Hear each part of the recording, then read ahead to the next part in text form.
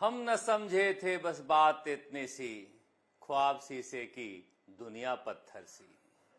ये दुनिया पत्थर सी ही है। आज बात करेंगे कि राजस्थान के खान विभाग में चल क्या रहा है।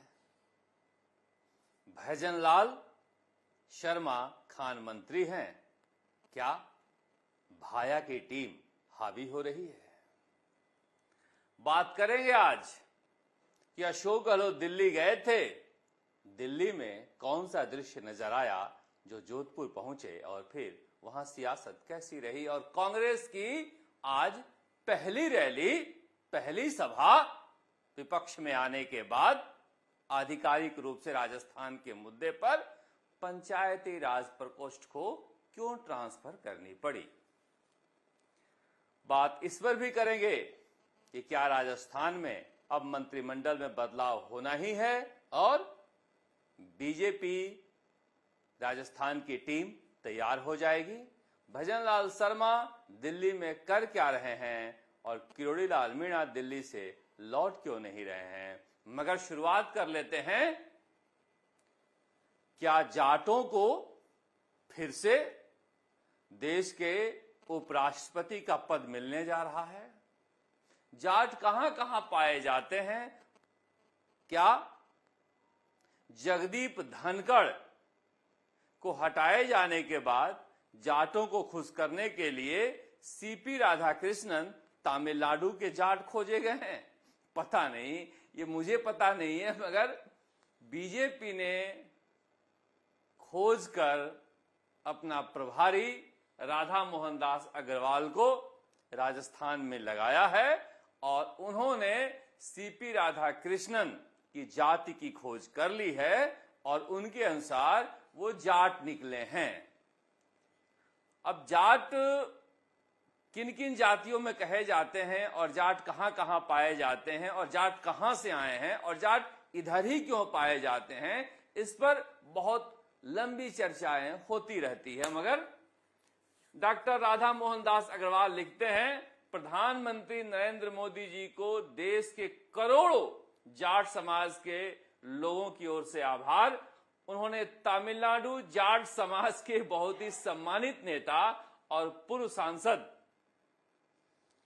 सीपी राधाकृष्णन गवर्नर को उपराष्ट्रपति का प्रत्याशी बनाकर समग्र जाट समाज के लिए अपनत्व प्रदर्शित किया है। समग्र जाट समाज है, राजस्थान और हरियाणा के जाट समाज, पश्चिम उत्तर प्रदेश के जाट समाज के अलावा। 2 दिन पहले किया, किसी ने ध्यान नहीं दिया, फिर लिखा। आज जाट समाज पर गर्व की अनुभूति होती है। यह समाज सिर्फ उत्तर भारत ही नहीं, सुदूर दक्षिण की सीमा तमिलनाडु तक प्रभावी समाज है और उत्तर दक्षिण सांस्कृतिक सम्मेलन में इस समाज ने इतनी प्रभावी भूमिका का निर्वहन किया है। अब राजस्थान के जाटों को खुश होना चाहिए कि हमारा जाट समाज पूरे देश में सुदूर दक्षिण तक, तमिलनाडु तक फैला हुआ है, या फिर नाराज होना चाहिए कि हमें मूर्ख बना रहे हो क्या, हम जानते नहीं हैं जाट कहां कहां पाए जाते हैं। मगर अब ये पता नहीं, अब तो यही बता पाएंगे। राधा मोहन दास अग्रवाल सामाजिक वैज्ञानिक हैं या ये सीपी राधाकृष्णन बताएं आकर राजस्थान में, पश्चिमी उत्तर प्रदेश में, हरियाणा में कि मैं जाट समाज के हूं। मगर धनखड़ की जगह बीजेपी के अनुसार उन्होंने जाट को ही बनाया है। जाट समाज को नाराज होने की जरूरत नहीं है कि हमारे धनखड़ साहब को आपने क्यों हटाया। वैसे भी धनखड़ साहब को हटाए जाने पर कोई आपत्ति तो है नहीं, उन्होंने कुछ बोला तो है नहीं। जब कुछ नहीं बोला है तो फिर बाकी लोग क्यों फूफा बने घूम रहे हैं। तो अब जाट कहां पाए जाते हैं। बहुत सारे लोग कह रहे हैं कि नहीं नहीं, हम जानते हैं दक्षिण भारत में कोई जाट नहीं पाए जाते हैं।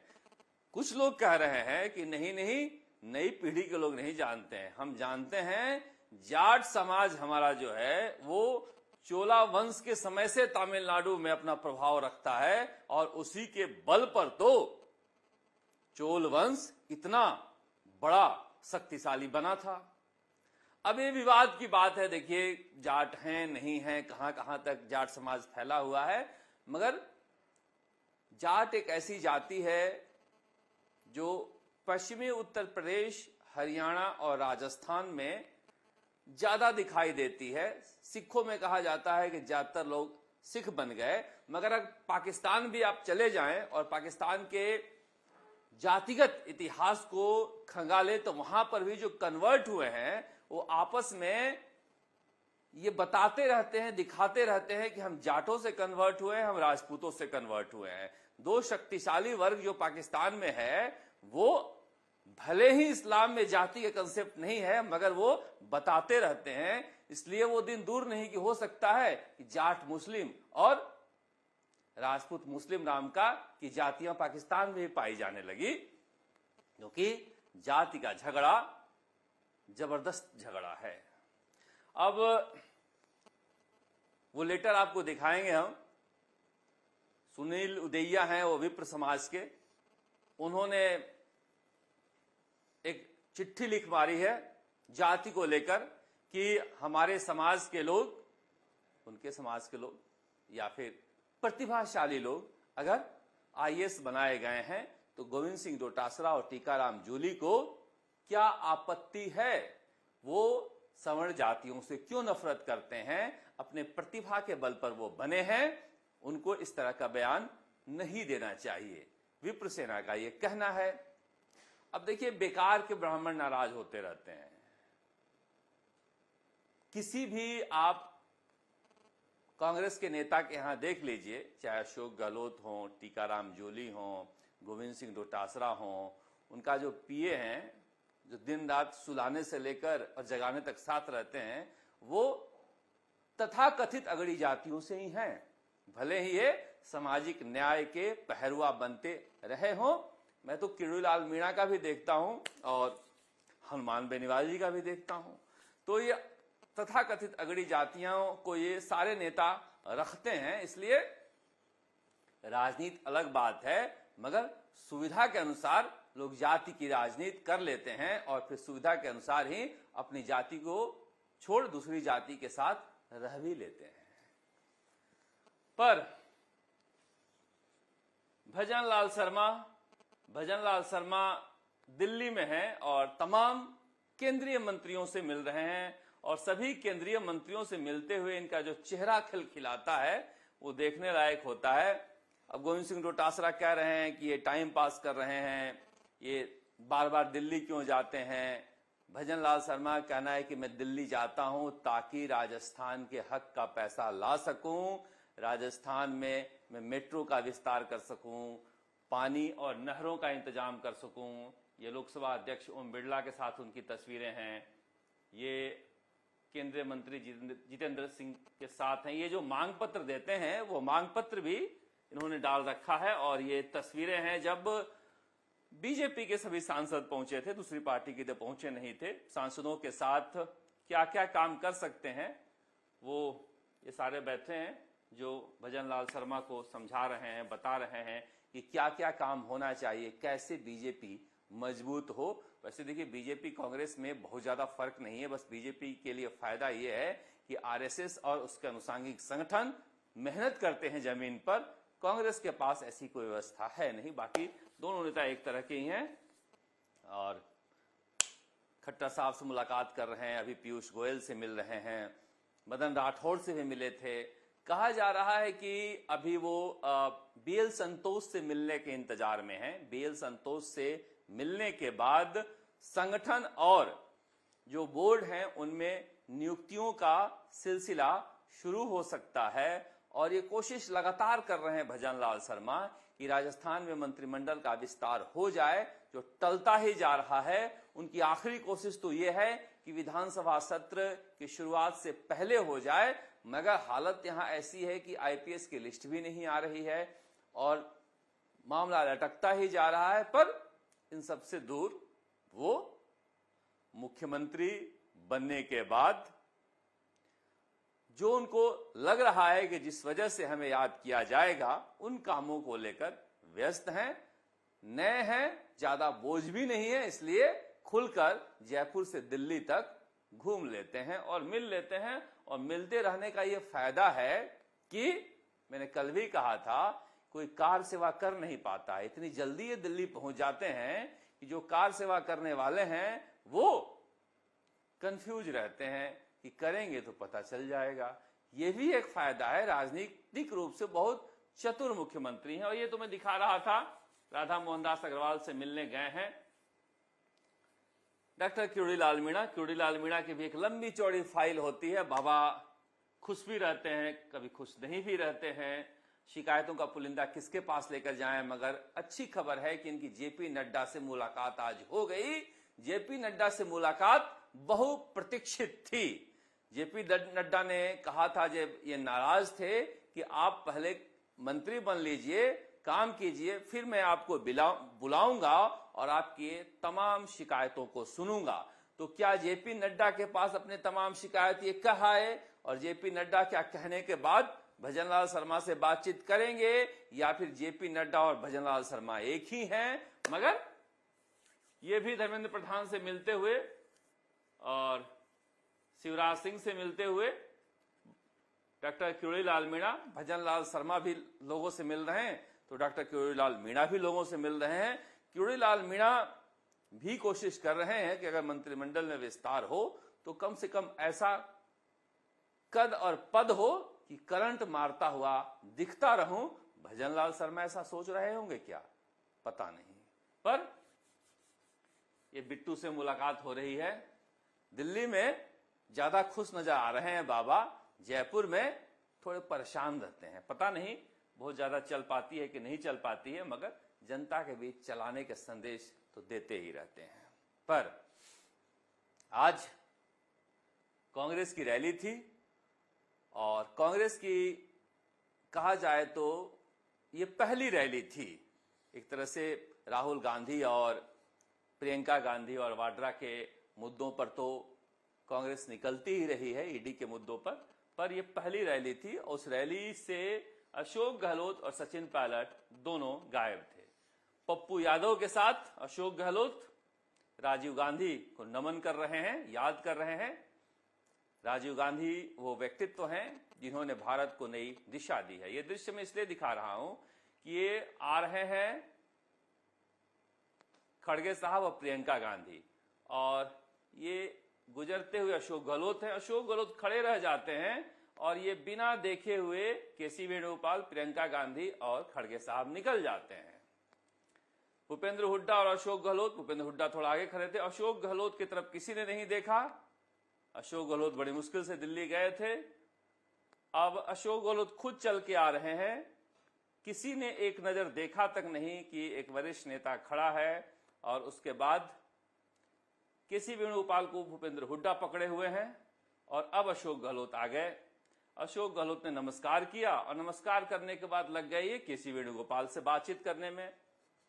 कोई देखा नहीं तो खुद ही आए। उसके बाद प्रियंका गांधी भी खड़ी हैं, मगर सब निकल लेते हैं, और अशोक गहलोत कोशिश करते हैं कि जितनी बातें हो सके जल्दी जल्दी हम केसी वेणुगोपाल को बता सके। भले ही राजीव गांधी को श्रद्धांजलि देने आए हैं, मुश्किल से 40 सेकंड की बातचीत हो पाती है, और देख रहे हैं कि लगातार बातचीत कर रहे हैं, उन्हें किसी नेता से मतलब नहीं है, केसी वेणुगोपाल से बातचीत करने में लगे हैं भूपेंद्र हुड्डा और अशोक गहलोत। और उसके बाद भूपेंद्र हुड्डा चाहते हैं कि हम भी 2 मिनट कुछ कह लें, और अशोक गहलोत अकेले पड़ जाते हैं। 2 बुजुर्ग नेता केसी वेणुगोपाल को पकड़ने में लगे कि केसी वेणुगोपाल जान छुड़ाकर भागते हैं, और ये चरण छूने वाले जो थे ये शशिकांत शर्मा है, दौड़ के केसी वेणुगोपाल को के चरण छूते हैं, क्योंकि शशिकांत शर्मा ने जिम्मेदारी ले रखी है अशोक गहलोत को दोबारा से दिल्ली में स्थापित करने के लिए। और इस घटना के बाद अशोक गहलोत सीधे जोधपुर पहुंचे, और 15 अगस्त को जिन नाबालिग बच्चों की जान गई थी हादसे में, उस परिवार के पास मिलने गए, और कहा कि भजनलाल शर्मा ऐसे असंवेदनशील व्यक्ति हैं कि मिलने तक नहीं आए। अब देखिए, हादसे में, सड़क हादसे में मौत के बाद किन किन लोगों के पास कहां कहां कौन कौन गया, इसकी पूरी लिस्ट लेकर तो नहीं बैठा जा सकता। मगर जोगाराम पटेल आ गए बीजेपी मुख्यालय में पलटवार करने के लिए कि हादसे में नाबालिग बच्चों की मौत पर सियासत करने आई है कांग्रेस। मुझे लग रहा है कि किसी भी नेता को जाने का हक है, और जोधपुर के वो हैं तो गए थे। मगर ये ऐसा मुद्दा नहीं था जिसे लेकर एक राजनीतिक टकराव हो जाए दो लोगों में। ये राजनीतिक माइलेज लेने का भी मुद्दा नहीं था। बच्चे जा रहे थे और सुबह हादसा हो गया था। उसके बाद प्रदर्शन भी हुआ, सरकार की तरफ से पहल भी हुई, मगर अशोक गहलोत को लगा कि जाना चाहिए तो जाना चाहिए और बीजेपी को इसमें बहुत ज्यादा विरोध नहीं करना चाहिए। विपक्ष के नेता हैं, जाएंगे तो बोलेंगे ही। मगर आज सचिन पायलट और अशोक गहलोत होते तो अच्छा रहता, क्योंकि आज कांग्रेस की तरफ से कहा गया था कि हम मुख्यमंत्री निवास का घेराव करेंगे। हमें लगा, अखबारों में भी यही था, हमें लगा कि कांग्रेस पहली बार एक राज्य से जुड़े मुद्दे पर पंचायत चुनाव को लेकर प्रदर्शन कर रही है, तो आज थोड़ा सा असर भी दिखेगा। हालांकि देखिए, भीड़ के लिहाज से कांग्रेस में जो कहा जाता है 1,500-2 हजार की भीड़, वो भीड़ थी और कांग्रेस के लिहाज से इतनी भीड़ बहुत मानी जाती है। क्योंकि गोविंद सिंह डोटासरा को मैं सुन रहा था, वो कह रहे नारे तो जोर से लगा लो, 10-11 क्यों लगा रहे हो, तो बुझे से रहते हैं। पर आज ना तो इन्होंने कोई बैरिकेडिंग तोड़ी, ना कोई उत्साह दिखाया, बस इसको कांग्रेस के धरना प्रदर्शन और रैली के बजाय पंचायती राज प्रकोष्ठ के रैली और धरना प्रदर्शन में बदल दिया और भाषण देके गोविंद सिंह डोटासरा और टीकाराम जूली अंदर बैठ गए, प्रताप सिंह खाचरवास भीड़ लेकर गए और फिर सब अपने घर चले गए। मतलब रस्म अदायगी कर लिया था। स्वराज बचाओ में भाषण दे दो वाली सभा थी ये। पर ये जो मैं दिखा रहा था, विप्र महासभा राजस्थान जो बात कर रहा था सुनील उदैया का, कि डोटासरा का बयान जो है ये है वो है, वैमनस्य फैलाने वाला है, दम है तो ओबीसी को ST/SC एक्ट से मुक्त करवाएं उदैया। मतलब जाति को लेकर एक आग्रह दुराग्रह जो है समाज में बना ही रहता है। पता नहीं क्यों पढ़े लिखे लोग भी पैंट के नीचे जाति का लंगोटा बांधकर इस देश में घूमते हैं, पता नहीं से कब ऊपर उठेंगे। पर दीपक तंवर की बात मैं इसलिए कर लिया, देखिए प्रमोद जैन भाया ने इस शख्स को 5 सालों तक सस्पेंड रखा, आखिरी में 2 साल तक तनख्वाह बंद कर दी और सबसे आखिरी में जो ताराचंद मीणा थे, उदयपुर कलेक्टर, बाद में माइंस डिपार्टमेंट के डायरेक्टर बने, उन्होंने फाइल चला दी। सरकार के पास एक शक्ति होती है कि जबरन रिटायर करें सेवा में अनुचित व्यवहार करने के नाम पर। वो तो कुलदीप राका जी डर गए, जिसकी वजह से वो फाइल रुक गई और जबरन रिटायर ये नहीं किए गए। वजह थी कि प्रमोद जैन भाया कि जो लोग थे, जो लूट मची हुई थी, उस लूट की रिपोर्ट इन्होंने विजिलेंस में थे तो सरकार तक पहुंचा दी थी। इनकी रिपोर्ट पर कार्रवाई करने के बजाय इन्हीं पर कार्रवाई कर दी गई। 5 साल कोई शख्स भटका हो सड़कों पर, एडिशनल डायरेक्टर माइंस के नाम पर। उम्मीद जगी भजन लाल शर्मा आए तो ये बना दिए गए डायरेक्टर। मगर भाई साहब, खान विभाग में पूरा खान विभाग अपने डायरेक्टर के खिलाफ खड़ा हो गया। और पता है भजन लाल शर्मा और भाया में क्या फर्क रहा? भाया ने जब इन्हें सस्पेंड कराया था तो ये आरोप लगाकर कि अखबार में विभाग की खबर लीक की, और यहां पर भी इन्हें जो नोटिस दिया गया है कि पेनाल्टी लगाने की खबर समाचार पत्रों में इन्होंने लीक कर दी और विभाग की इज्जत चली गई। अरे खान विभाग वालों, इज्जत तो कब की नीलाम हो चुकी है। केवल खान नीलाम नहीं होती है, इज्जत नीलाम होती है।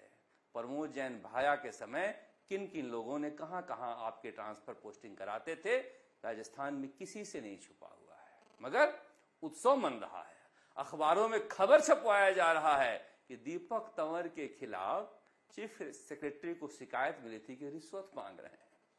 अब बताइए, रिश्वत मांग रहे तो एसीबी में जाते हैं, और जो खान विभाग में रिश्वत मांगेगा तुरंत पहुंचा देते हैं। ये चीफ सेक्रेटरी को शिकायत करने नहीं जाते। मगर अखबारों में छपा कि जबरन छुट्टी पर भेज दिया गया। इनका कहना है कि प्लानिंग चल रही थी मुझे फंसाने की, पैसे लेकर लोग घूम रहे थे कि कहीं गाड़ी में डाल दें, घर में डाल दें, जिसकी वजह से आखिरी 10 दिन तक मैंने सोचा कि छुट्टी ही ले लूं, क्योंकि कई लोग सेवा निवृत्त होने से पहले फंसाने की साजिश कर रहे थे। मगर 2 दिनों से जिस तरह से अखबार में छप रहा है, पूरी तरह से प्लांटेड छपवाई गई खबर है किसी के चरित्र हनन के लिए। ईमानदार हैं या नहीं ये मैं नहीं जानता, मगर मैं जितने दिन से जानता हूं डॉक्टर किरोड़ीलाल मीणा के साथ, जब ये सस्पेंड थे तो कंधे से कंधा मिलाकर खान विभाग के घोटालों का उजागर किया था। मुझे लग रहा है सेवानिवृत्ति के बाद थोड़ा सा और खुल जाएंगे। इसलिए जो सोच रहे हैं कि इलाज कर दिया, पिक्चर अभी बाकी है। आप देखते राजस्थान तक। नमस्कार, जयपुर से शरद।